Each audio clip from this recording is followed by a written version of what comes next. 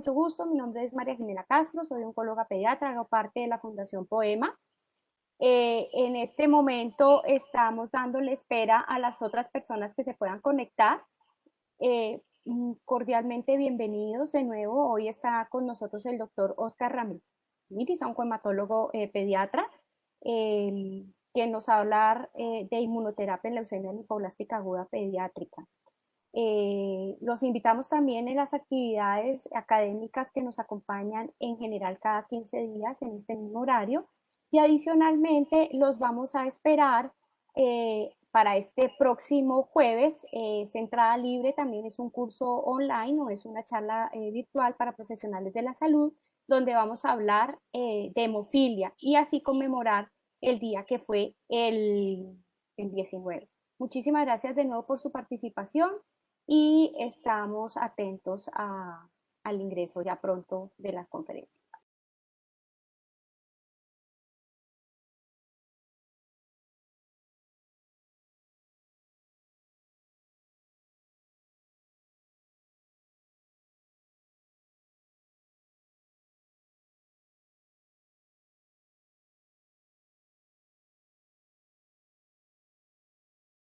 Hola, buenas noches. No sé si me escuchan.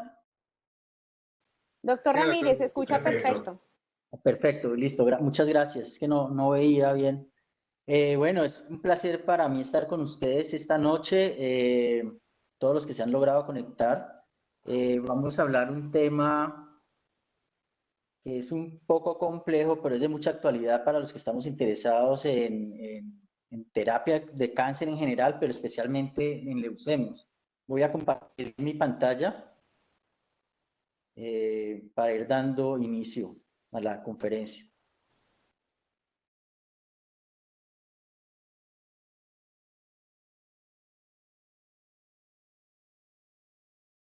Mientras el doctor Ramírez comparte su pantalla, el doctor Ramírez es oncohematólogo pediatra formado en la Universidad Nacional, es pediatra y médico de la Universidad del Valle, es miembro fundador de Poema y adicionalmente ha sido uno de los líderes más importantes de nuestro sistema de vigilancia de cáncer infantil. Doctor, bienvenido. Poema se siente muy feliz de que hoy esté compartiendo toda esta información con nosotros. Eh, para la Fundación Poema es muy importante la participación tanto del doctor como todos nuestros asistentes en este ciclo de conferencias, y de antemano agradecemos a todos los laboratorios que se han vinculado a través de este evento de conferencias virtuales. Espero que esta charla sea de utilidad para todos ustedes y recuerden que los esperamos en el siguiente encuentro sincrónico que se desarrolla cada 15 días. Pueden visitar nuestra página web www.poema.org para conocer la programación. Es muy importante que recuerden mantener sus micrófonos y cámaras apagadas, y al final de la conferencia habrá un espacio para resolver preguntas. Doctor Ramírez, bienvenido de nuevo.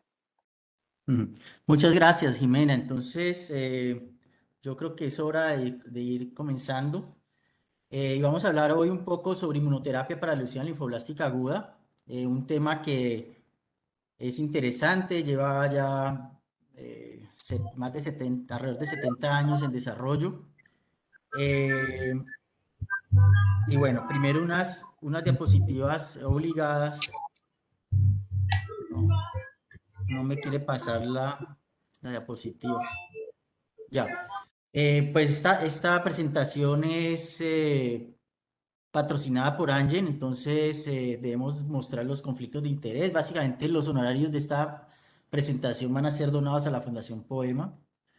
Y la otra cosa importante es que vamos a hablar de algunos regímenes que no están en Colombia. Bueno, ahora sí. Entonces vamos a hablar de la inmunoterapia. La inmunoterapia no es un concepto nuevo, es un concepto que se desarrolló el siglo pasado, a mediados del siglo pasado, muy en paralelo con todos los intentos de trasplante y otros intentos de manipular el sistema inmune a medida que se conocía cada vez más las propiedades del sistema inmune. Y por ejemplo es que está quise traer esta gráfica del Lancet, publicada en Lancet de 1969, donde ellos está el autor, uno de los autores o el principal autor es el Georges Maté, que es pionero en lo que es trasplante de médula ósea, y lo que ellos hicieron, el grupo de Gustave Roussif en Francia, era tomar pacientes adultos con leucemia, llevarlos a remisión completa, colocarles BCG y dosis de blastos, o sea, células cancerosas de leucemia, colocarlas subcutáneas, una dosis de más o menos de 40 millones subcutáneas en diferentes momentos de tiempo, pues ahí está escrito el protocolo y miren cómo el grupo que solamente recibió quimioterapia y en esa época no se tenía el concepto del mantenimiento, entonces prácticamente todos murieron en los prácticamente 4 meses de haber sido diagnosticados, perdón, 4 meses de haber parado la quimioterapia. Y miren cómo hay un grupo, obviamente pequeño, pues la mitad de los casos logran sobrevivir un tiempo más con el uso de ese tipo de inmunoterapia. Y si uno se va a PubMed y busca inmunoterapia en leucemia, linfoblástica aguda, miren cómo es exponencial el crecimiento de artículos relacionados a este tema en los últimos, principalmente en los últimos 10 años. ¿Por qué la inmunoterapia y por qué, digamos, hubo un rezago inicial de la inmunoterapia? Como vemos, en los años 60 se estaba trabajando muy fuerte y después hubo un rezago. Y eso, y bueno, se siguió estudiando la inmunoterapia, pero muy dirigido a otras enfermedades, no tanto a leucemias. Y es por el gran éxito que tuvo la quimioterapia para la leucemia linfoblástica aguda en niños. Si ustedes ven, esto es lo más reciente, es una publicación reciente de las sobrevidas en niños en Estados Unidos con leucemia linfoblástica aguda. A la izquierda es del grupo oncológico de niños de Estados Unidos, el COG. Miren cómo entre 1990 y 2005 sigue subiendo la curva y prácticamente ya llega a 10 años, prácticamente 90%. Y miren, este es al lado derecho, está ya los datos más poblacionales del registro de resultados eh, finales, como le llaman ellos, de Estados Unidos, donde entre el 2010 y el 2016 el 90% está vivo y sin enfermedad a 5 años. Entonces es un gran éxito y esta gráfica la conocen muchos. Esto es cómo se ha desarrollado en el tiempo a medida que se aprendió a usar la quimioterapia, las combinaciones de quimioterapias, cómo ha mejorado la sobrevida de los niños con leucemia. Esta es la gráfica tradicional del Hospital de San Judas, que es el hospital de investigación de niños más grande posiblemente del mundo en este momento. Y lo que quiere mostrar esta gráfica es, o por qué trae esta gráfica, es para mostrarles que, bueno, hubo un gran éxito en la sobrevida hasta los años 90, o sea, hasta la década de los 90, prácticamente en los años 60, del 21% de sobrevida eh, global a 5 años subió a 94, a 90, y 88, 93% alrededor de los años 90, iniciando los años, sí, en la década de los 90, pero luego si ustedes ven esta curva acá, estas dos curvas donde dice total 15 y total 16, que son los diferentes cambios de protocolo de tratamiento, realmente la ganancia a 5 años y ya va para 10 años ha sido prácticamente nula. Y esto lleva a plantearse de que es posible que estemos llegando al tope de lo que es alcanzable con la quimioterapia que tenemos en este momento. Y que obviamente necesitamos otras formas terapéuticas para lograr que esto llegue al 100% y especialmente llegar al 100% con los menores efectos adversos. Pero el grupo de mayor necesidad es este. El grupo de mayor necesidad son los pacientes con leucemia linfoblástica aguda que a pesar de que en otros países son muy pocos, ya vimos que, digamos, 94% prácticamente van a estar vivos, van a estar curados. Va a quedar un grupo que varía dependiendo de país en país, que puede ser del 5 al 15%, y que en Colombia obviamente es casi que el 40%, que van a recaer. O sea, la enfermedad va a volver a aparecer, y va a volver a aparecer, y el momento en que aparece y la forma como aparece, digamos, tiene diferentes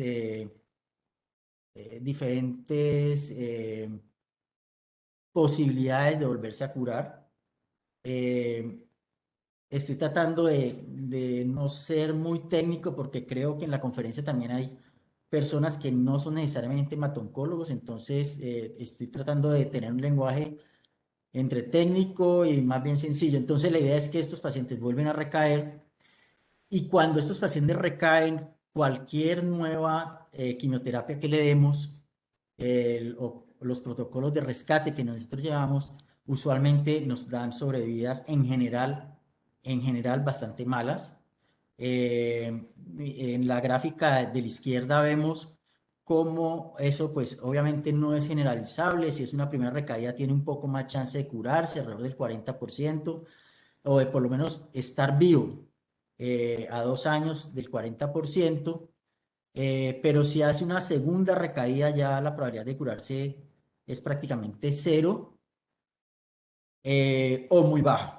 ¿Listo? Y es lo que muestra también la gráfica de la derecha, donde la o más, segunda recaída o más, lo que muestra es que la sobrevida a 10 años libre de evento es del 9%, o sea, prácticamente ninguno se cura.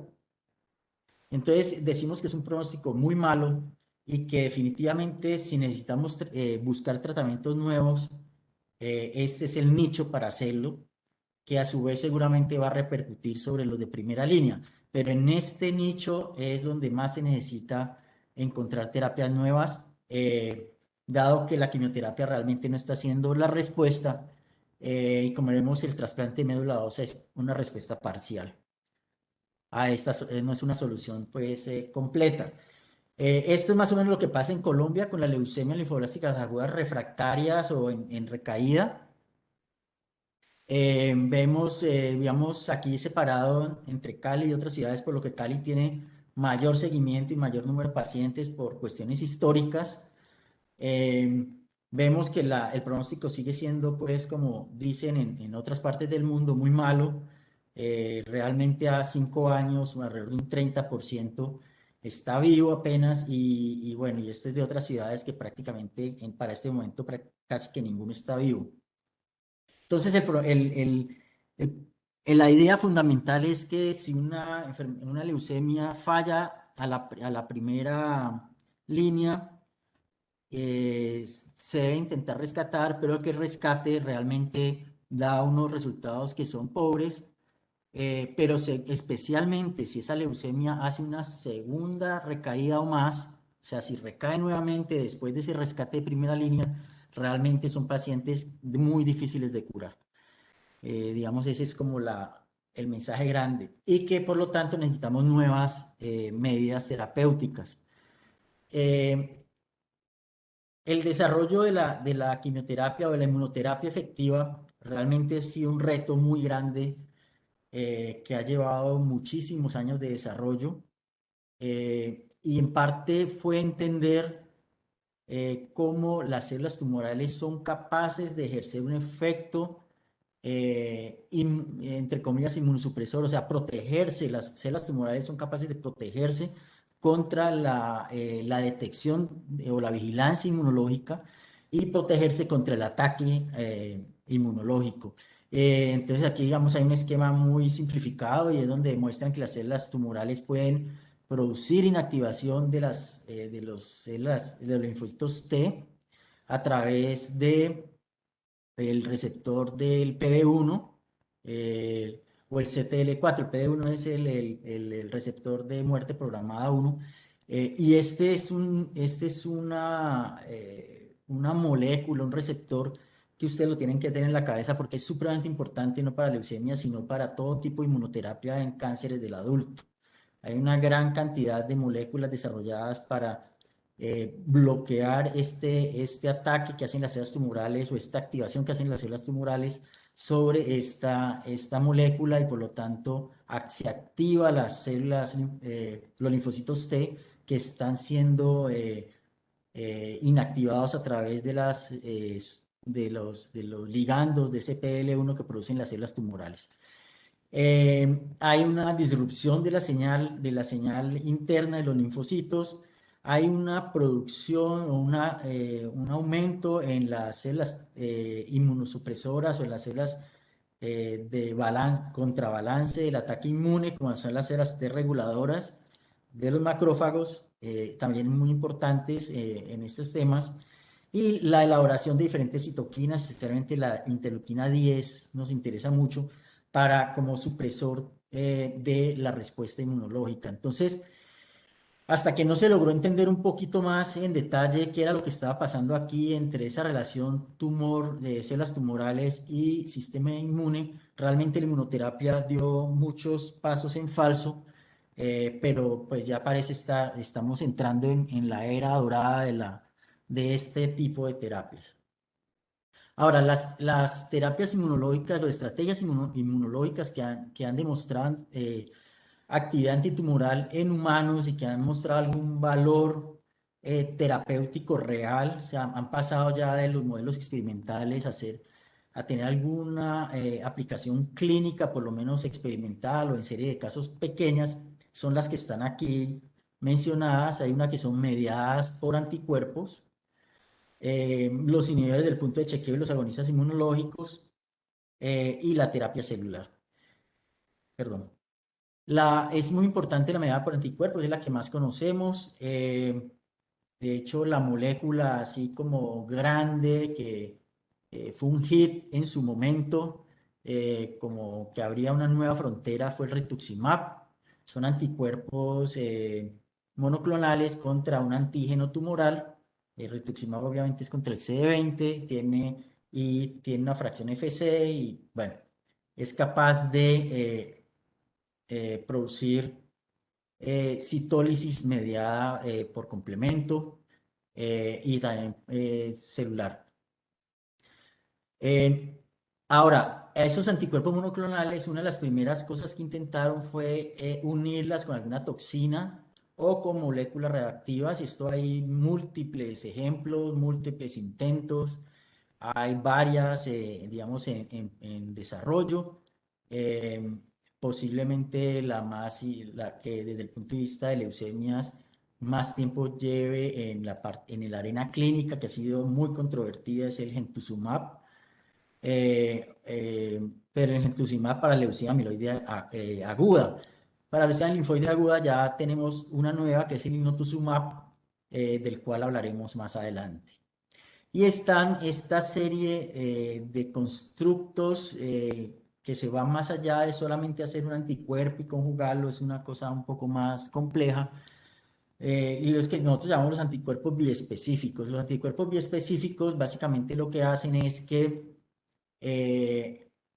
hacen lo que se llama, entre comillas, la sinapsis inmunológica entre el linfocito T y la célula cancerosa, eh, sin tener que usar el receptor directamente o la especificidad de receptor del linfocito T, sin tener que usar la fracción cristalizable, porque recordemos que el linfocito T no tiene la fracción cristalizable.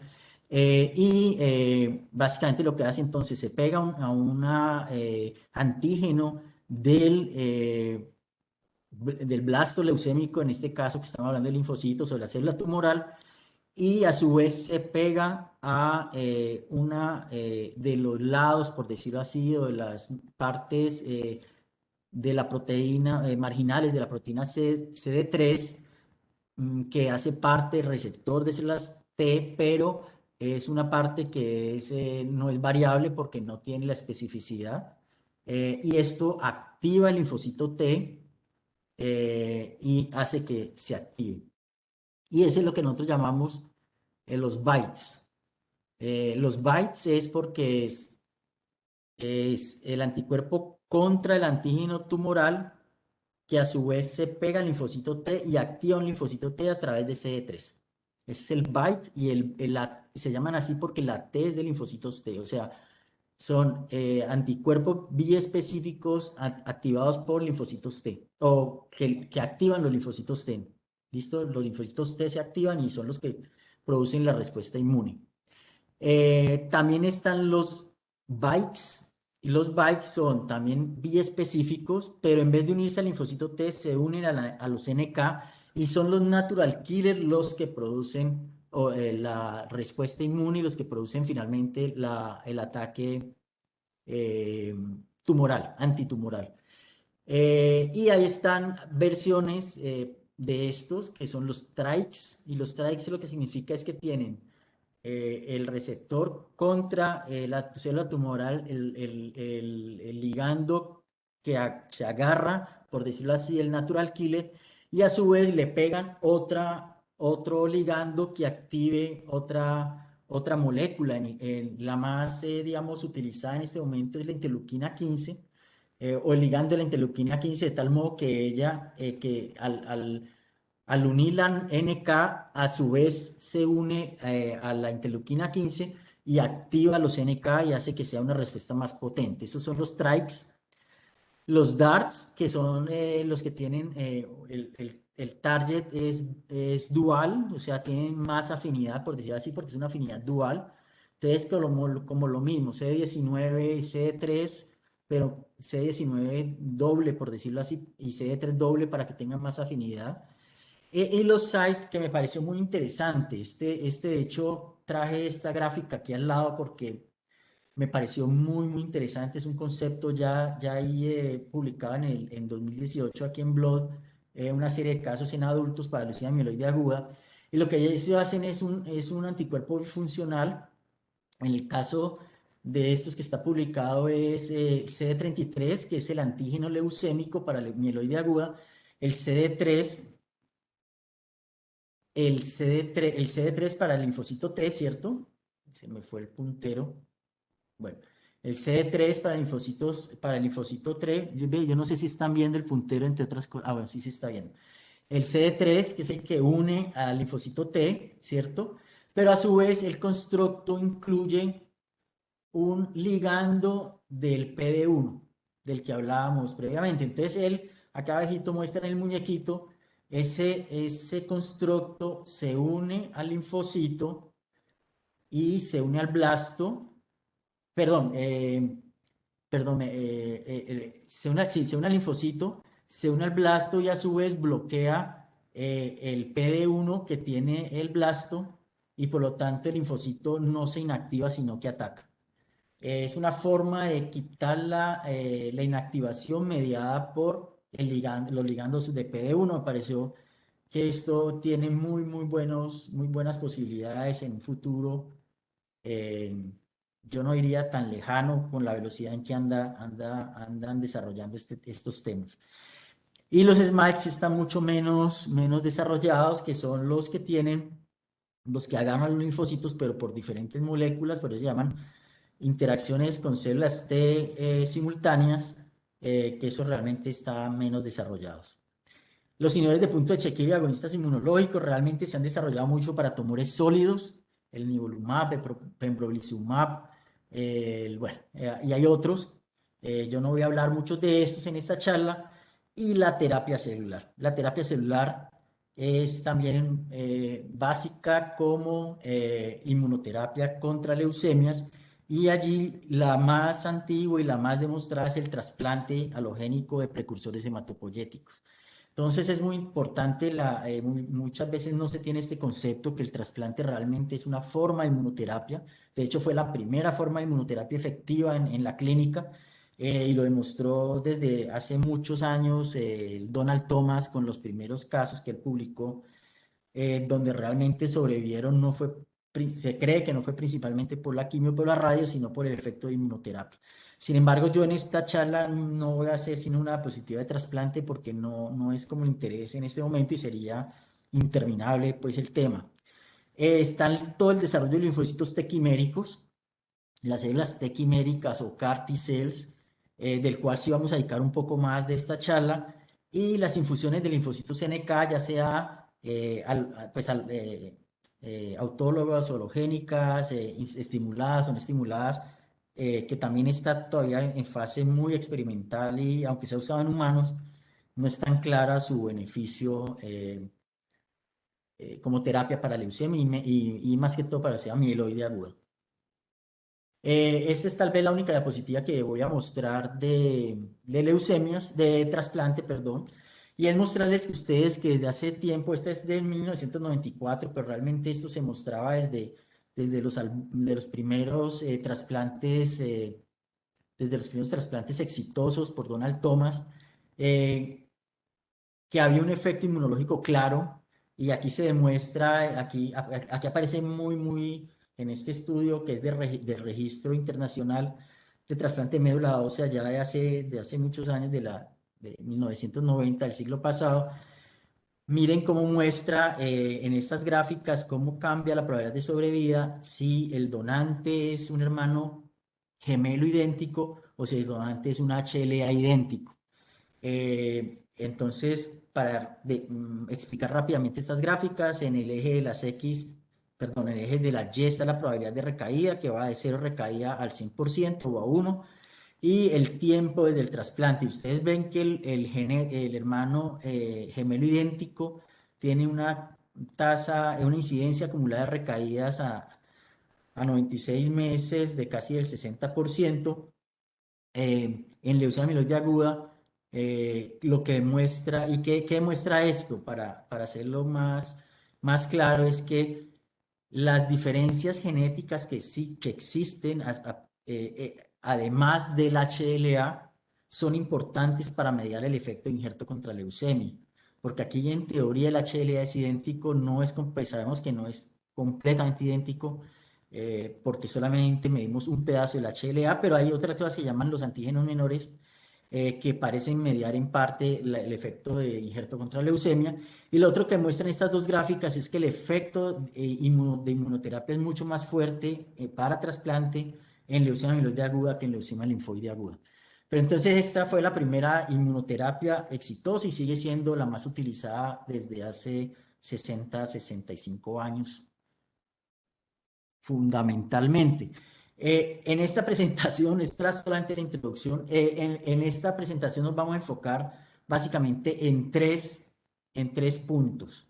Aquí estamos, digamos, este es como un menú de las moléculas, de los avances más importantes y más adelantados contra la leucemia linfoide aguda B, T o B y T, ¿cierto? Aquí están los antígenos a los cuales están disparando, pero los que vamos a enfocarnos hoy es el anticuerpo biespecífico contra el CD19, que su nombre es blinatumomab.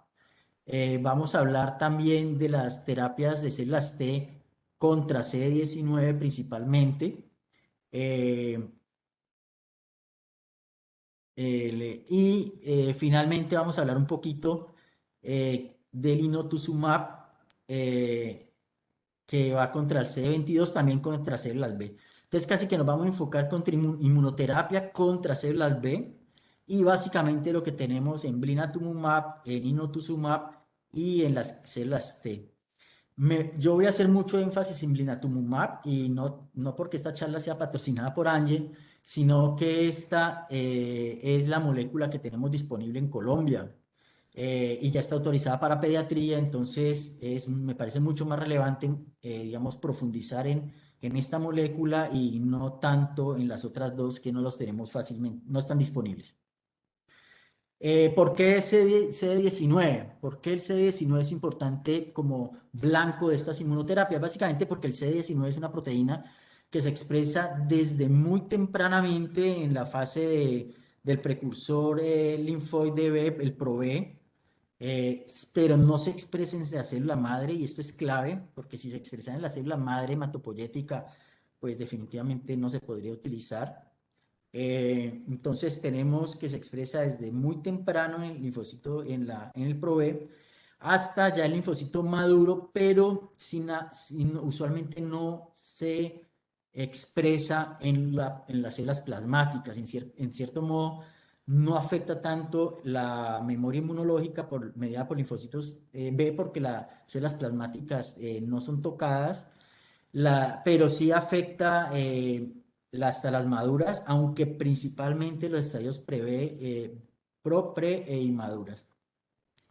Esto es importante para los efectos adversos que vamos a ver. Las leucemias linfoblástica aguda usualmente, casi que universalmente, son CD19 positivas. ¿Qué es, pues entonces en este caso el blinatumomab? El blinatumomab entonces es un anticuerpo biespecífico, bifuncional. Ya explicamos qué significa eso. Eh, Aquí hay muchas gráficas. Voy a comenzar por la izquierda, en donde está las células T, las linfocitos T, donde muestra el receptor de células T como en un verde, y está la proteína CD3 que a su vez está encajando digamos, a la parte receptor que le da especificidad a ese linfocito T, ¿cierto? Y constructo biespecífico, que es el blinatumomab, se pega a uno de los lados de ese CD3 y es capaz de activarlo, y esto es clave porque si no lo activa, pues no estamos haciendo nada. Pero a su vez lo que hace es que se une al CD19 expresado por el linfocito B, pues el blasto de la leucemia B. Y al hacer esto, lo que hace es que ocurre lo que se llama la sinapsis inmunológica. Las linfocitos T se activa y activa a toda la cascada inmunológica, que es como en la derecha, más o menos lo que trata de mostrar el dibujito, donde está las células B, la leucemia de células linfoblástica de células B con su CD19, que a través de este puente lo acerca a la célula T se activa y entonces ocurre la muerte celular y la activación de todo el sistema inmune. Todo el sistema inmune o las otras vías del sistema inmune se van activando con esto. Abajo les puse algunos detalles de la farmacocinética que son importantes de una vez tener en cuenta, y es es una molécula pequeña, 55 kilodaltons. Eso es muy importante, es una pequeña que se va por todos los lados, penetra relativamente bien en todos los espacios corporales, tiene una vida media, bueno, y también como es una molécula pequeña, tiende a a hacer una depuración rápida, tiene una vida media apenas de 1.2 horas, 1.2 horas, de 1 hora para ser prácticos. Entonces, eso es una de las razones por las cuales, o es la razón por la cual es necesario pasarla en infusión continua de 24 horas. Eh, la mediana de su distribución es 1.6 litros por metro cuadrado, o sea, prácticamente en todas partes del cuerpo. Esto es importante tenerlo en cuenta. Y se pegó. Ya. Ahora, un poquito de la farmacodinámica del blinatumomab. Hay que tener en cuenta entonces, es interesante, miremos en la gráfica de la derecha inicialmente y luego pasamos a la tabla de la izquierda. En la gráfica derecha lo que mostramos o lo que muestra ese estudio en experimentación, lo que mostró eran en humanos, lo que ellos midieran eran los linfocitos T alfa beta. Los alfa beta, recordemos, son los linfocitos T nativos, los que no están activados. Estos rápidamente, si ustedes ven, hacen esta caída y casi que llegan a cero, a ser casi indetectables en sangre, luego de colocar el blinatumomab, y esto es muy rápido. Y luego hacen como un rebote, hacen una linfocitosis y luego se estabilizan más o menos al día 28, que es cuando termina la terapia. Esto ya en la tabla se muestra pues más en detalle, y entonces lo que muestran es que el nadir de células de linfocitos T ocurre básicamente en 8 horas, 0.3 horas, o sea, sí, más o menos 8, perdón, 0.3 días, que sería más o menos 8 horas. Eh, y miren que luego hace más o menos al tercer día hace una recuperación del 50% y tiene un punto máximo de incremento, inclusive por encima del basal, de 500 el basal sube a 1000 más o menos a los 17 días. Entonces es típico que cuando uno utiliza, o cuando nosotros ya las experiencias que tenemos con el blinatumomab, esto es perfectamente reproducible. Nosotros vemos la linfopenia inicial y luego hacen esa linfocitosis.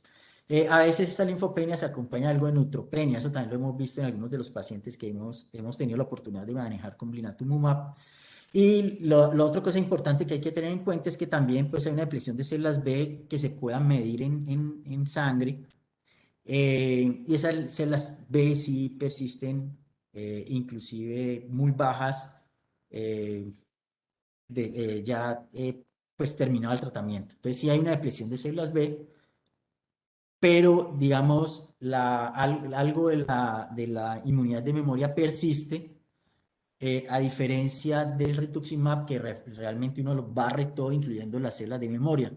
Entonces, la inmunosupresión es profunda desde el punto de vista del brazo B, pero pues no es tanto comparativamente con otros agentes. El estudio Tower es, digamos, el estudio en adultos más importante, es el fase 3 más grande, hasta donde yo conozco publicado, 2017, New England Journal of Medicine. Fue multicéntrico, sin cegamiento. Lo que utilizó era leucemia linfoide aguda en recaída o refractaria, y muestran que blinatumomab tiene una media de tiempo de sobrevida comparada con quimioterapia, y ahí vemos como la mediana de tiempo de sobrevida pasa de 3,9 meses en quimioterapia a 6,9 meses. Eh, Esto fue muy, muy importante en adultos. En pediatría queda uno un poco más desilusionado porque no es la respuesta que uno quisiera. Sobre todo que si ustedes ven aquí a 15 meses, las curvas prácticamente se están uniendo, y parecería que la ventaja del blinatumomab se perdiera.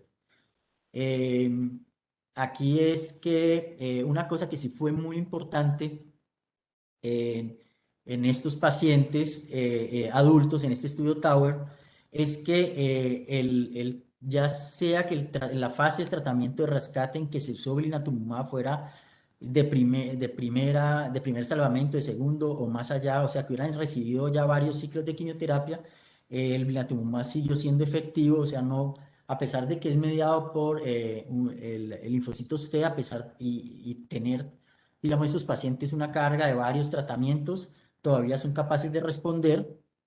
Eh, y un detalle de todas maneras que es importante tener en cuenta, que a pesar de que se ve que funcionó relativamente bien, teniendo una alta y una baja carga tumoral, aquí está blastos en médula menos del 50% o más del 50%, cuando eran más del 50%, pareció ser inferior el efecto del blinatumomab. Esto es importante porque hay estudios de fase 2 donde también han mostrado que el efecto del blinatumomab, cuando hay mucha carga tumoral, y entre comillas mucha carga tumoral, vamos a definirla como más del 25% de blastos, parecería que no tiene tanta actividad, no logra llevar a los pacientes en remisión completa de la misma forma que cuando la carga tumoral es más baja.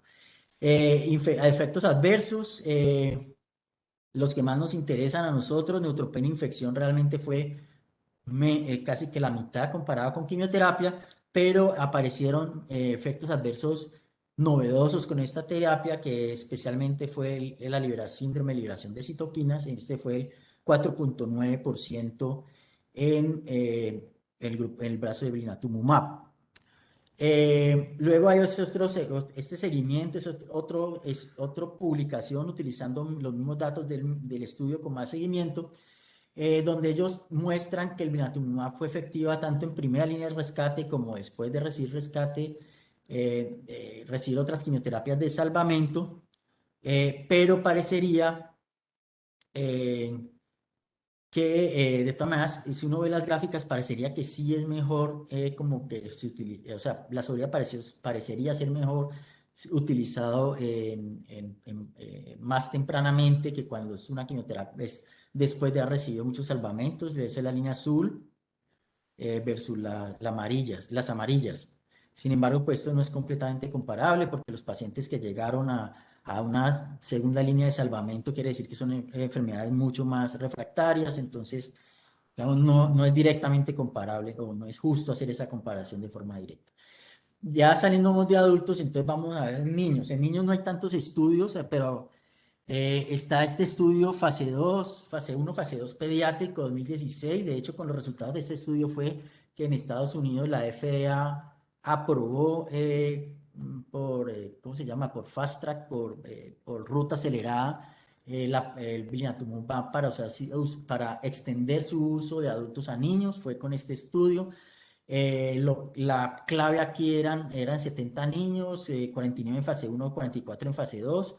eh, 39% logran remisión completa y enfermedad residual mínima logran el 52%. Logran una mediana de sobrevida, eso igual, eran leucemias pediátricas, refractarias, recaídas, una mediana de sobrevida de 7.5 meses, que en general comparado con históricos es bueno. Y entonces con esto se hace la aprobación acelerada. Hay un estudio pequeño que me parece importante traerlo, porque prácticamente es una serie de casos, pero lleva un mensaje muy importante que se va a repetir en los estudios posteriores y es, si ustedes ven, son 15 pacientes básicamente, esto fue publicado en el 2018 y dice el blinatumomab, cómo reduce o reduciendo la enfermedad residual mínima después de blinatumomab.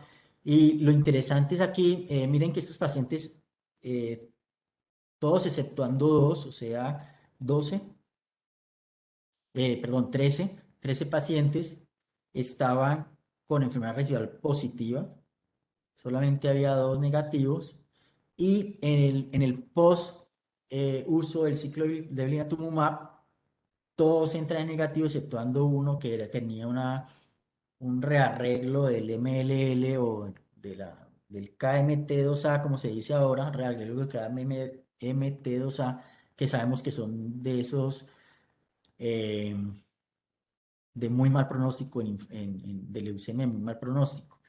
Pero entonces esto es muy importante porque una de las grandes virtudes que parece tener el blinatumomab para niños es lograr meter esos pacientes, empujar esos pacientes a una enfermedad residual mínima negativa y aparentemente profundamente negativa, y poderlos trasplantar y tener mayor chance de curarlos.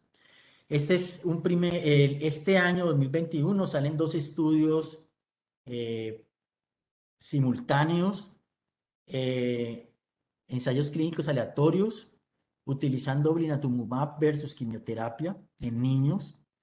Eh, los dos estudios son patrocinados por Amgen, pero son de grupos muy respetables. Este es del grupo COG, americano. Ya les había hecho el grupo de oncología de Estados Unidos, clínica, perdón, de niños, grupo de oncología pediátrica, para hacer una traducción más fácil. Y se llama el protocolo ALL 1331, y el otro que vamos a ver es del grupo europeo. Es un fase 3, 155 hospitales. Se hizo el reclutamiento del 2014 a septiembre del 2019. Fue autorizado y utilizó no solamente niños, un año en adelante, sino adultos jóvenes.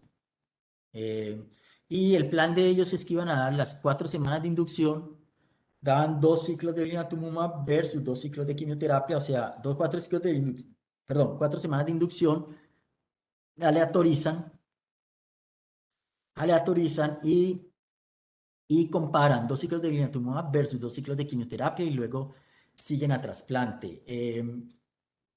Entonces, muy importante, este estudio tiene varias cosas. Tengo una cosa que no me deja ver aquí, la parte de arriba. Ya.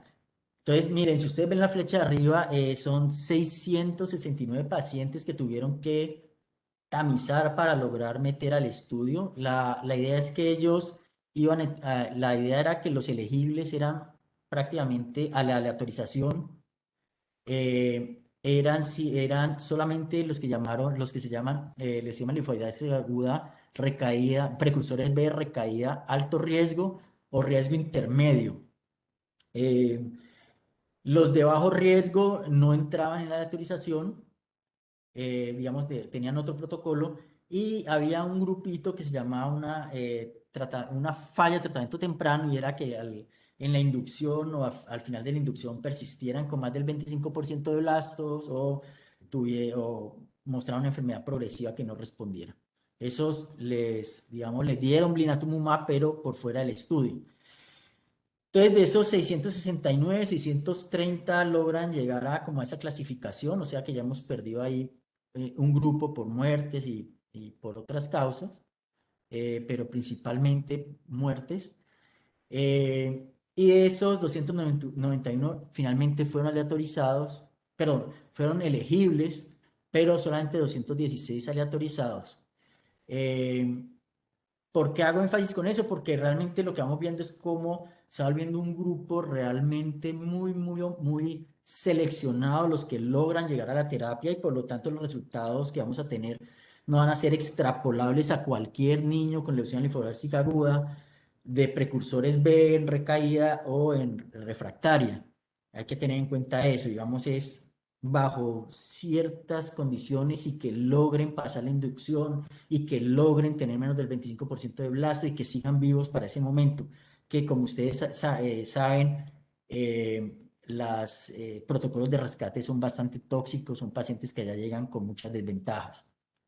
216 fueron aleatorizados, 107 randomizados en cada grupo y miren que el grupo de blinatumomab logra prácticamente casi que el doble llegar a trasplante.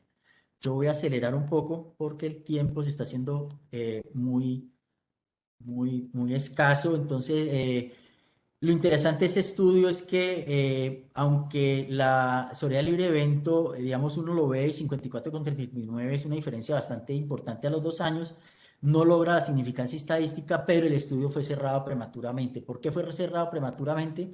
Porque lo que el comité de seguridad que está vigilando el estudio dice, no, pero es que claramente si hay mejor sobrevida, 71 contra 58, y claramente logran entrar en mayor enfermedad residual mínima al final del primero y del segundo ciclo. Miremos cómo 75% logró llegar a enfermedad residual mínima después de la reinducción, mientras solamente el 32% en el grupo de quimioterapia y el 70% logra llegar a trasplante versus 43% en quimioterapia. Y además de eso, los efectos adversos fueron mucho menores en el blinatumomab, sobre todo los efectos adversos que ponen en peligro la vida, como son la sepsis, la infección, la neutropenia febril. Miren, si ustedes ven neutropenia febril prácticamente en el primer ciclo, grado 3,5 contra 44, infección 10 contra 49, sepsis 1 contra 13, y en el segundo ciclo, pues 2 contra 23, o sea, es realmente desde este punto de vista una mejora en el tratamiento. Entonces, teniendo en cuenta la toxicidad, la mejoría sobre la sobrevida, la probabilidad de entrar en remisión completa, el Comité de Seguridad dice, paremos este estudio, a pesar de no haber logrado llegar a la, digamos, significancia estadística del punto primario que era enfermedad libre, perdón, sobrevida libre de enfermedad. Sí encontraron lo que ya hemos visto, digamos, hay efectos adversos propios de este tratamiento, que es la liberación, síndrome de liberación de citoquinas, que realmente en general es leve o fue leve en este estudio, solamente uno fue más de grado 3 en el primer ciclo, y la encefalopatía, que 2 fueron grado 3 y convulsiones. Es importante porque convulsiones y encefalopatía, sobre todo convulsiones, es lo que más hemos visto nosotros en el uso de este medicamento. Y bueno, liberación de citoquinas lo hemos visto, pero realmente ha sido leve.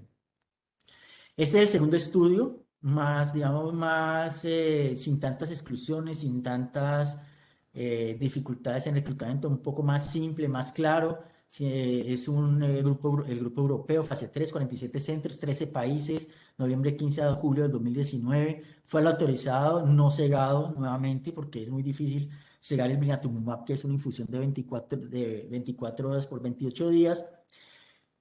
Utilizaron niños por encima del mes y hasta 18 años, o sea, niños y adolescentes, leucemia precursores B, Filadelfia negativo, que tuvieran por lo menos una recaída y que fueran clasificados como alto riesgo en el protocolo o en la escala basada en el protocolo internacional de recaídas de la ALL, que es basada en BFM. El objetivo de la eficacia es la reducción de la enfermedad residual mínima pretrasplante. Ojo, ese es importante porque el objetivo aquí no es sobrevida, sino lograr reducir la enfermedad residual mínima suficiente para poder llevar al trasplante a ese paciente. Bueno, el desenlace, otro de los desenlaces está la enfermedad, la que se llama enfermedad psoriasis libre de eventos. Y el diseño básicamente era inducción y 2 ciclos de consolidación según cualquiera de estos regímenes utilizados de rescate, y luego sí un ciclo de blinatumomab y trasplante. Este protocolo también fue terminado prematuramente porque, como ven ustedes aquí, las diferencias fueron asombrosas, diría yo. Prácticamente 60% de efecto en la disminución de la razón de riesgos, la sobrevida libre de evento. La sobrevida global no fue tan impactada, pero también es 0,43 la razón de riesgos. Muy importante, también fue homogéneo en todos los subgrupos, un poquito mejor en menores de 18 años, y parecería que fue, bueno, y digamos, pongo esta flecha aquí, es porque fue efectivo, o sea, mostró beneficio, inclusive en los pacientes que ya eran enfermedad residual mínima al momento que les tocaba el blinatumomab. Entonces, los pacientes les ponían inducción y podían entrar, digamos, en enfermedad residual mínima, recibían sus dos consolidaciones de quimio, blinatumomab y trasplante. Ese grupo de pacientes que uno dice, bueno, si ya tiene enfermedad residual mínima, ¿para qué le van a poner blinatumomab? También se benefició, aparentemente un poquito menos del blinatumomab, pero alcanzó a ser beneficiario, tuvo beneficio en la sobrevida libre de evento. Bueno, eso era con blinatumomab, que era lo más largo. Ya, digamos, para redondear, inotuzumab ozogamicin, básicamente les decía, es un monoclonal. Se le pega esta molécula, que es la calicheamicina. Es una toxina, por decirlo así, es un derivado de un grupo de antibióticos que a su vez lo que hace es que se pega al ADN y actúa, dañan, pues, uniéndose a ADN y impidiendo la transcripción. Y aquí está más o menos que entonces el anticuerpo se pega, en este caso, bueno, CD22, ya no es CD19, CD22, se internaliza en el lisosoma, se degrada, se libera la calicheamicina, se pega, entra al núcleo y se pega al ADN. Este medicamento pues no está disponible en Colombia, sin embargo tiene ya bastantes estudios en adultos. ¿Qué ha mostrado en adultos? Importante, dos detalles importantes. Ha mostrado que tiene una buena respuesta de enfermedad residual mínima, logra bastante, una esperanzadora, diría yo, remisión completa, casi que miren que hay grupos que hablan del 60-80% de remisión completa en adultos refractarios, algo que es muy difícil. Y en niños fue el 67%, bastante difícil, bastante bueno. Además de eso, parecería que sirve tanto cuando hay enfermedades, cuando hay mucha leucemia, o sea, cuando la carga tumoral es muy alta, como cuando es baja. Ya habíamos hablado que el blinatumomab, de pronto el talón de Aquiles, y la carga tumoral es muy alta, parecería no funcionar tan bien. Este sí parece funcionar con carga tumoral alta, pero el talón de Aquiles de este es la toxicidad, especialmente la enfermedad venoclusiva hepática, que puede llegar en este grupo de pediátrico. Este estudio, que ni siquiera fase 2, una serie de casos, fue un 22% con enfermedad venoclusiva hepática. Entonces, digamos, es un producto que no lo tenemos disponible, que ya se están haciendo estudios y que seguramente entrará a ser parte del armamentario, pero yo pensaría que ese estudio lo van a tirar más hacia el lado de adultos que hacia el lado pediátrico. Finalmente, unos minutos antes de terminar de las células T quiméricas. Esto es todo un tema muy largo. Esto es uno de los desarrollos más importantes de la medicina moderna. Es la primera terapia génica aprobada para uso en humanos. Es mejor dicho, está antes y después de esta terapia y comenzamos de forma eh, con mucho agrado en leucemia linfoblástica y en niños. Esto abrió el campo para la terapia génica en otras enfermedades que ya viene siendo estudiada en otras enfermedades, pero esto realmente la volvió, digamos, algo que entró en la práctica clínica. Pasó de la parte experimental a la práctica clínica. Agosto del 2017, la FDA aprueba el Tisangenleucel para niños y adultos jóvenes menores de 15 años, y eso fue las cascadas en agosto 23 en Europa y el 6 de septiembre del 2018 en Canadá. Eh, y este es el estudio Liana, que fue el estudio pivote para esta aprobación. Yo no voy a entrar a discutir, no tenemos tiempo, pero básicamente lo que quiere decir es que estamos utilizando por primera vez en la historia no solamente terapia génica, sino que es un fármaco que es vivo. Estamos utilizando una medicina que usted la coloca y, y crece dentro del cuerpo de la persona. O sea, eso hace que todo el concepto de farmacocinética, farmacodinamia, cambie. Mejor dicho, esto ha cambiado muchísimas cosas, paradigmas que teníamos en la terapéutica. ¿Qué hace entonces, qué es la célula ticar? La célula ticar es una célula linfocito del mismo donante, perdón, de la misma persona, que se extrae por ingeniería genética, ya lo voy a demostrar un poco rápido adelante. Se logra que identifique, en este caso, el antígeno tumoral CD19 del linfoblasto. Luego se coloca en el paciente, este va a reconocer esa célula tumoral, va a activar el linfocito, se va a expandir estos linfocitos colocados y van a producir la muerte celular.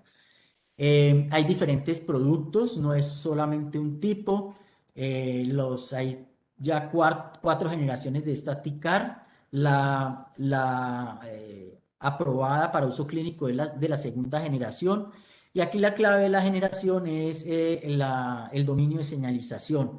Esto es clave porque según el dominio de señalización, así va a ser la respuesta de esos linfocitos y va a ser la sobrevida de esos linfocitos en el cuerpo del paciente. Y los de cuarta generación, además de esa coestimulación, están haciéndole algunas modificaciones para que también se liberen citoquinas antitumorales. Eso no lo vamos a entrar en discusión.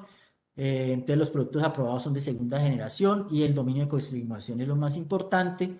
Y esto es básicamente cómo se hace, que por ahora sigue siendo algo un poco dispendioso. Hay que coger el paciente que tiene la leucemia, mantenerlo en remisión completa, o por lo menos una carga tumoral baja, recolectar los linfocitos por aféresis, eso se lo llevan a un centro de manufactura, esos se hacen proliferar, esos linfocitos T se hacen activar, y aquí hay una cantidad de secretos industriales que es donde está la clave, por ejemplo, de Novartis en la producción del Tisangenleucel. Luego lo hacen traducir en este caso, un retrovirus, un lentivirus, que le mete o le introduce, para hacer más elegante, el fragmento de ADN que necesitamos que se inserte, y luego empiece a expresarse ese receptor contra los C19. Eso luego se purifica, se mete, se empaca y se envía otra vez al centro donde está el paciente y se le infunde. Esto usualmente toma de 2 a 3 semanas hasta 4 semanas, y en ese tiempo hay que mantener al niño vivo. Y muchas veces estos fallan por estos tiempos que hay que esperar. 7:30, voy a saltarme algunas diapositivas. Ya habíamos dicho que la farmacocinética de estos productos no es convencional, es un producto que entra y se expande él mismo crece. De esa expansión, de esa activación depende que sea útil y de su supervivencia. Y es muy importante, si la persistencia está correlacionada con la curación de la leucemia linfoide aguda, por lo menos del tiempo de remisión. Si la persistencia es menos de 6 meses, ese paciente seguramente no se va a curar. Me voy a saltar esto. Este es el estudio de Iliana, que fue como el pivotal. Hay algunos detalles. Ellos esperaban para la corte histórica que solamente en este grupo de pacientes que ellos escogieron, que solamente el 20% realmente entraron en emisión completa y lograron que prácticamente el 80%. Digamos, este fue uno de los hallazgos más importantes para definir que la FDA decidiera también, digamos, aprobación acelerada. Lograr una plaza prolongada de linfocitos B es clave para la sobrevida y estos pacientes necesitan reemplazos mensuales de inmunoglobulina G. Eh, los resultados ya a lo que iba en ese momento, que era más de 30 meses, se mantenía alrededor del 60% de sobrevida. Hay otras plataformas eh, con linfocitos halogénicos también. Eh, Sobre todo esto es muy benéfico si se tienen pacientes que uno no logre recolectar esos linfocitos porque están muy aplásicos, porque han recibido múltiples series de quimioterapia y no logremos recolectar los linfocitos. Entonces se pueden utilizar linfocitos halogénicos, ya se está desarrollando esto. Pero estos productos tienen una toxicidad importante, son perfiles de toxicidad agudas, específicos, de los cuales hay que entrenarse específicamente. Entonces, los sitios donde usan Celasticar tienen inicialmente, antes de poder utilizarlas, una serie de entrenamientos para aprender a manejar estas toxicidades específicas de estos medicamentos. El síndrome de citoquinas es el más importante y los trastornos neurológicos. Bueno, entonces todo este Elasticar, pues es una terapia que está en desarrollo. Se está tratando de ver cómo se introduce se está pensando cómo es la mejor forma de de introducirla en el tratamiento de la leucemia linfoide aguda. Y esto en cierto modo también se puede usar de la otra inmunoterapia, del blinatumomab, del inotuzumab, del pratuzumab, que yo no hablé de él, es un anticuerpo anti-CD22 también, pero sin la toxina, por decirlo así, sin el producto activo. En general, estamos hablando de usualmente leucemia linfoide aguda en segundo más recaídas, en enfermedades refractarias, en recaídas post-trasplante, pero seguramente se va a ir expandiendo la combinación de blinatumomab y ya vimos que blinatumomab en este momento se piensa como el puente para ir a trasplante, es como en este momento lo más claro. Eh, y sobre todo cuando se necesite llevar a enfermedad residual mínima negativa, pero ya vimos que pacientes inclusive en enfermedad mínima negativa se benefician de un beneficio de un ciclo previo de blinatumomab antes de llevarlos a trasplante. Bueno, eso era básicamente lo que quería decir. Gracias por la atención, por compartir este tiempo conmigo y estoy atento a sus preguntas. Voy a dejar de compartir la pantalla. Muchísimas gracias, doctor Ramírez. Excelente ponencia. Creo que nos abre el panorama a todos, sobre todo a los que actuamos y trabajamos en primeras líneas de tratamiento. Es una muy buena opción para el futuro y opciones terapéuticas de los niños que desafortunadamente ante el diagnóstico de leucemia linfoblástica aguda pues no tenemos los mismos resultados esperados como si sucede en la mayoría. Estamos abiertos en el chat para iniciar con las preguntas. Se hicieron ya una pregunta, doctor Ramírez.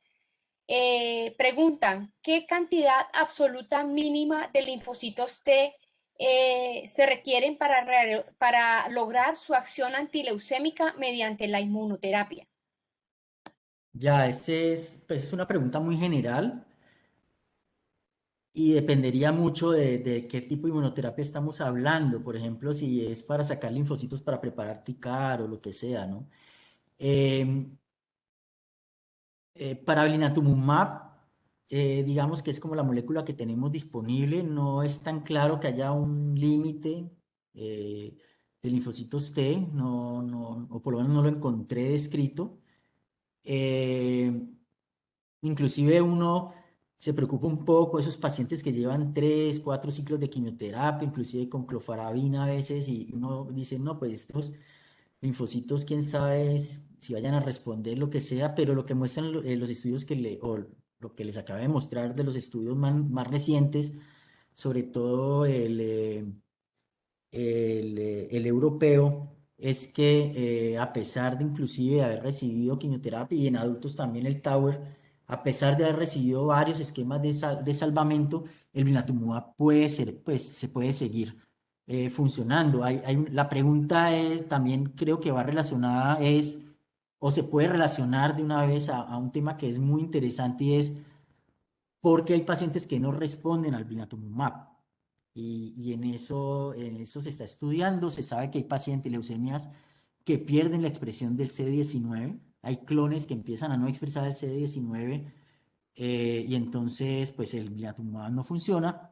No parece ser el mecanismo más importante, es un mecanismo muy importante en los TCAR, pero en este no parece ser tan claro que sea el más importante. En blinatumomab parece que es muy importante que los linfocitos empiezan a ponerse enérgicos, a no responder, a estar lo que llaman o lo que describen como exhaustos del trabajo, y parece que eso es mediado por el PD-1, y por eso es tan interesante esta molécula que bloquea el PD-1, o de pronto más adelante seguramente lo combinarán con nivolumab o alguno otro de estos para tratar de que esos linfocitos no entren en ese periodo como de desgaste y de entrar de cansancio extremo, por decirlo de alguna forma. Entonces parece que va por ahí la cosa y por eso el blinatumomab no funciona. No sé si hay más preguntas. Si nos puedes contar Sí, algo de los... hay, sí, exacto. Sí, escribe Jorlet que si nos puedes contar algo de los pacientes que en los que hemos utilizado el blinatumomab. Ya pues hemos blinatumomab, los hemos usado en pacientes, en varios pacientes de rescate, post-trasplante, trasplante 1 y la mayor parte del rescate con leucemias eh, refractarias después después de la inducción o después de la inducción de rescate, o sea, el paciente que uno rescata, perdón, que recae, se le pone la inducción y no entra en remisión completa.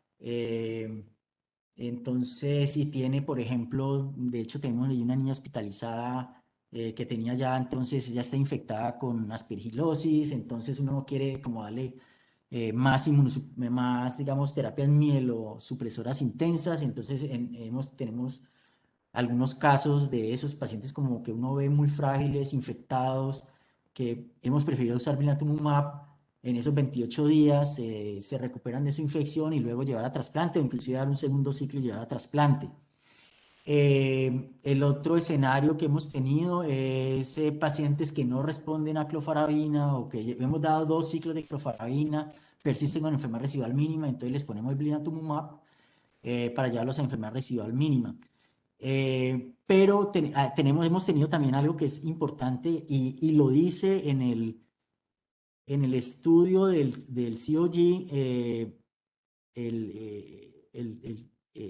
en la parte de la discusión hay un párrafo muy importante y eso lo hemos visto nosotros y es pacientes que reciben un primer ciclo de blinatumomab entran en remisión completa y en el segundo ciclo de blinatumomab aumentan la enfermedad residual mínima, o inclusive nosotros tenemos un paciente que hizo franca recaída y hubo que rescatarlo con clofarabina y etoposide ciclofosfamida. Entonces lo que dicen ellos en esa discusión es que o la pregunta grande es 1 o 2 ciclos de blinatumomab.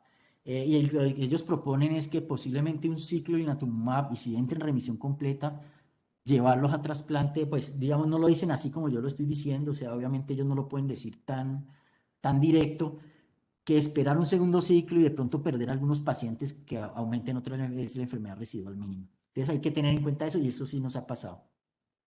Eso es, yo les más o menos lo que tengo aquí en la cabeza. Doctor Ramírez, otra pregunta. ¿Hay algún tipo de exclusión clínica para el uso de inmunoterapia en leucemia linfoblástica aguda en refractaria y recaída? ¿Algún tipo de exclusiones? de exclusión clínica, sí, por una condición clínica o una condición propia de la enfermedad que se considere que el paciente no se llegue a beneficiar de la inmunoterapia. Pues en principio estamos hablando de leucemia linfoide aguda en recaída de alto riesgo, o lo que ellos llaman riesgo intermedio, que a la larga el resultado final del alto riesgo y riesgo intermedio es lo mismo, pues en sobrevida son muy parecidos. Entonces, digamos que ese es el nicho, porque tenemos también los niños que leucemia con recaídas leucémicas de bajo riesgo, los recaídos tardíos, que hacen una buena respuesta a a la inducción, enfermedad residual mínima negativa, que tienen una probabilidad de curarse con los protocolos convencionales de rescate como el 60%. Esos pacientes por ahora no tendrían indicaciones. Hay estudios, pero no hay mucha publicación al respecto. Eh, o los niños que hacen recaída aislada del sistema nervioso central, que no es muy temprana, y entonces no se consideran de bajo riesgo, y entonces no se van a trasplantar, y entonces se intenta primero con quimioterapia, radioterapia, y se espera, ¿no? Digamos, estoy pensando en contraindicaciones como alguna condición clave, pues digamos, alguna condición médica, pues que digamos que uno vaya, que ese paciente no vaya a ser candidato de trasplante, posiblemente uno pensaría dos veces meterlo en este paseo del blinatumomab, aunque ahí hay un paréntesis porque hay series de casos y hay fase 2 donde muestran que le dan ciclos de blinatumomab, dos ciclos de inducción, luego los dejan unos de consolidación y unos de mantenimiento, y hay pacientes que han logrado remisiones a largo plazo con eso, ¿no? Entonces, pues no es que el hecho de que no vayan a llegar a trasplante no los contraindicaría, pero digamos, pensando más en nuestros, pues digamos, efectividad, yo creo que si uno piensa si un paciente sí va a poder ser candidato a trasplante. Entonces, si tiene alguna contraindicación básica de trasplante, y estoy pensando en una cardiomapatía muy severa o un estado funcional neurológico muy malo, pues uno trataría de no utilizarlos, ¿no? Muchas gracias, doctor Ramírez. Hay otra pregunta. ¿Qué experiencia o datos hay sobre pacientes con recaída combinada tratados con blinatumomab? Pues son poquitos. Parece que sí funciona, pero no hay ningún estudio muy, digamos, contundente sobre eso, eh, mm, porque son muy poquitos los pacientes con recaídas combinada, más que combinada, digamos, aislada del sistema nervioso central, que uno quisiera saber qué tanto efecto tiene el sistema nervioso central. Eh, Realmente son muy poquitos, no podía responder digamos, eh, con certeza pues esa pregunta, ¿no? Eso está en estudio, diría yo. Parece que funciona. Parece que funciona, penetra el sistema nervioso central y parece que funciona. Nosotros usualmente damos también, bueno, y eso también está escrito en los estudios que les mostré, es que ellos utilizan quimioterapia intratecal con cada ciclo, ¿no? De blinatumomab, lo dejan un poco también a la discreción pues a cada protocolo de cada institución. Por ahí sé que el caso de convulsiones con eventos adversos se contraindica en retomar la infusión, no. eh, Se para la infusión, se maneja la convulsión, se espera más o menos unas 72 horas. eh, si el paciente está estable y todo, se retoma la infusión inicialmente a la dosis baja. Si alrededor de 3 a 5 días no ha pasado nada, uno le va aumentando la dosis y ya, pues ya está, digamos, ya está impregnado con el anticonvulsivante, ¿no? Entonces, y no hay problema, nosotros hemos tenido ya como tres o cuatro que nos han convulsionado, y se les ha podido terminar los ciclos de blinatumomab.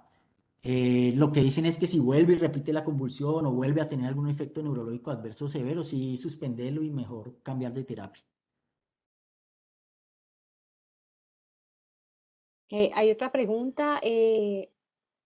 ¿Están usando en pacientes Filadelfia positivo o en caso de que sea, no entiendo muy bien, pero en caso que sí sea continua la inmunoterapia? Pues Muy, mira que muy yo lo que encontré, los estudios que encontré y lo que nosotros hemos utilizado es para Filadelfia negativo. No busqué mucho en adultos y en adultos lo han usado para Filadelfia positivo. Pero en principio, digamos, Filadelfia positivo lo han sacado porque pues la respuesta de ellos con inhibidor de tirosinquinasa son buenos. Y pienso que esa es la razón por las cuales, digamos, ha sido unos criterios de, o sea, los criterios de inclusión es que sean Filadelfia negativo. Si tiene más del 25% de blastos en médula ósea, en estos estudios, digamos, en esos ensayos clínicos aleatorios, los trataban aparte. Lo que describe uno de ellos es que, digamos, ese fue el grupo del COG, el grupo americano. Esos pacientes que fallaban en la inducción, que tenían enfermedad progresiva, ellos no lo aleatorizaron, sino que les dieron blinatumomab de entrada, pero no ponen los datos, dicen que eso no lo han publicado todavía, pero sí dicen que la respuesta no fue muy buena y que parecería ser que el blinatumomab, como se ha mostrado también en otros estudios, fase 2 fase 1, no es muy bueno para cuando hay mucha carga tumoral. Entonces, la idea es sí tratar de hacer un ciclo de quimio, reducir un ciclo de quimio, que en este caso, pues depende del momento en que esté, sería una inducción de rescate o alguna consolidación extra o alguna cosa extra para tratar de llevar una enfermedad residual mínima a menos del 25%, donde tiene uno, perdón, una enfermedad residual, una enfermedad, una carga tumoral con enfermedad de médula ósea menor del 25%, no mínima, eh, y ahí sí tratar de usar el blinatumomab. pues, doctor Ramírez, muchísimas gracias. Jimena, qué Señor. pena, yo quería hacer una última pregunta que me parece muy importante responder. Ujú. Sobre el ensañamiento terapéutico con estas nuevas terapias. Realmente lo que ha mostrado y no solamente pues los que le he mostrado en los estudios, que es donde uno debería basarse pues y no tanto en las anécdotas, pero una de las cosas muy importantes de este tipo de productos es que realmente el perfil de toxicidad es muy bueno, muy bueno comparado con un ciclo de rescate de clofarabina o de mitosantrona con citarabina en altas dosis, mitosantrona flac, que son cosas que uno empieza a ver como pues son cosas que se vuelven increíblemente tóxicas cuando uno las compara con el blinatumomab. Eh, y lo que estamos viendo es que cada vez estamos logrando curar más pacientes. Nosotros tenemos cada vez más pacientes de leucemia linfoide aguda en segunda remisión completa, o sea, primera recaída, segunda remisión completa, que logran pasar a su parte de trasplante y están vivos más de 5 años. Entonces, yo no creo que sea enseñamiento terapéutico, creo que esa diferencia entre esas dos curvas que es una diferencia tan grande, una disminución de riesgo del casi el 60%, esas curvas no se van a juntar, esas curvas van a seguir, es posible que se junten un poquito, pero yo creo que esas curvas, en vez de unirse, se van a seguir ampliando porque a medida que va pasando el tiempo, el grupo de quimioterapia seguramente va a seguir recayendo. Eso no creo que cambie mucho aumentar el seguimiento. Listo, Jimena, muchas gracias y qué pena, que No, siempre fue tranquilo. larga, ¿no? Siempre No, fue larga la conversación. no, fue excelente. El espacio académico fantástico y como te digo, para las personas que estamos, digamos, en la primera línea de tratamiento oncológico, es muy importante tener claro todo lo que viene con la inmunoterapia y las opciones terapéuticas en nuestros niños con leucemia linfoblástica aguda que desafortunadamente recaen.